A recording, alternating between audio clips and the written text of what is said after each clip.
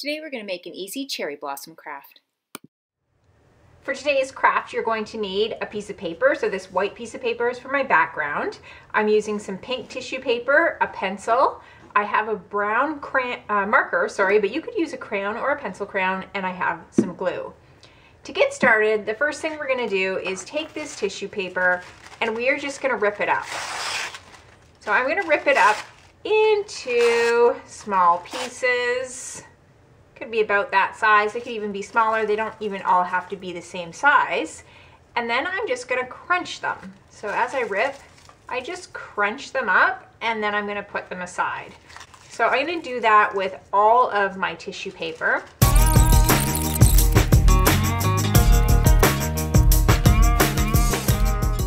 Okay, so I'm not really sure how many I have here. Let's see, 1, 2, 3, 4, 5, there's probably 10, maybe 15, there's maybe 20.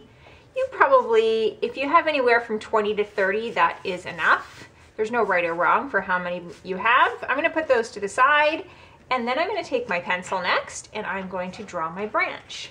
Now, when you're drawing your branch, I'll give you an idea of what it should look like, but all branches are going to look different, so you can also decide.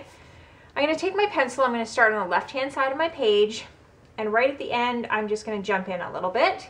And when I do that, also, I'm kind of near the bottom of my page. So here's the top of my page, here's the bottom. I'm near the bottom and I've jumped in a tiny bit. I'm going to draw just a little line. And then from that line, I'm going to take my pencil and just curve over. And I'm going to stop, about 3/4 of my way across this page. I'll put across this side of the page. Oh, I'm having a hard time explaining things today.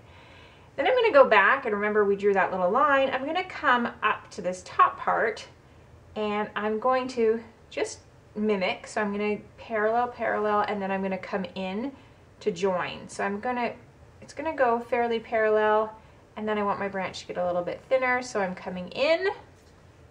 Then I am going to have my little branches coming out. So here, you can be creative. So I think I'll just do mine in 3s. I like 3, so I'll go 1, 2, and then maybe 1 diagonal this way. And then I'll jump in the middle here, and maybe I'll put a nice diagonal line, and then maybe diagonal this way and over here. I think I'll go right to the tip and draw a nice long one that comes up, and then maybe out and over. And I think I want one down here, and I'll do the same thing in 3s. I'm just going to come down and another diagonal, and over here I'll put a diagonal. So it's just kind of random.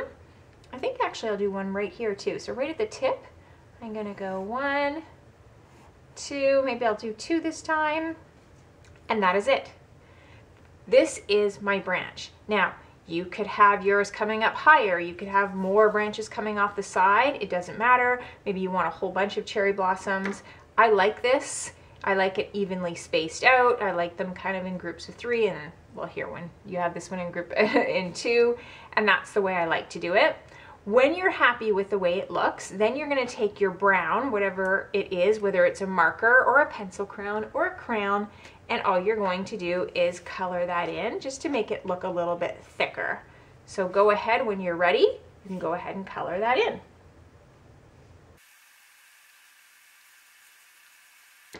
Now that that is colored in, we're ready to use our glue to put on our tiny little cherry blossom. So I'm using my pink tissue paper, just going to put it right into the glue, and I'm going to glue them down. This is a random activity where you're just going to glue them wherever you think they might go. I like to actually put some on the little tips and then some in between, and I just place them and just keep going, and I will know when I'm done when I look at my creation and I'm happy with it. And once I like it, then I know that I'm done. So go ahead, glue away.